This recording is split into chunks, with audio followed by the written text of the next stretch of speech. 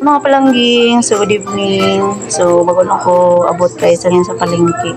So nagpalit ko sa isa kabilog na bangus kag isa kabilog na tilapia.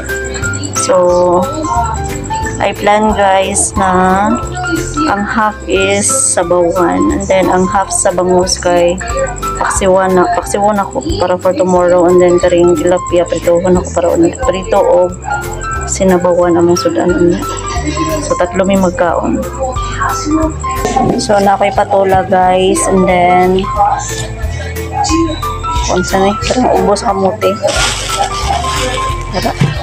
Then karang patatas ipalit ko request akong anak i-price doon nila later.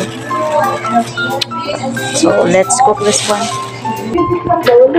So pakanan ko na siya guys. Para ma-absorb sang sang sabaw ang kuan sang kamatis. Namin ang madunod ng kamatis. Magpamalhan ba? And then tubungon later. And then para paksiw later. Putangan ako ng labog. Para guys, ang mga kong labog sa gawas. Para sa paksiw. Lami kayo. Labog. Luno na rin patula guys.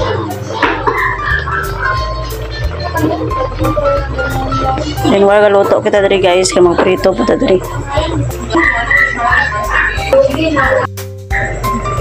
Yung sa ila kong gigamit prito sa tilapia. So init na guys, butangan na to ang tilapia.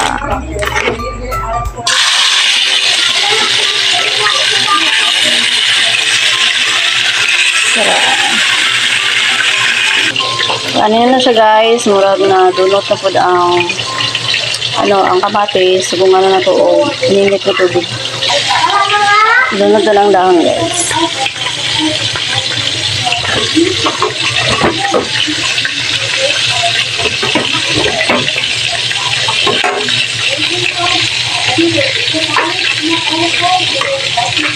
Dapito po ka natin sige guys. Multitasking na kami.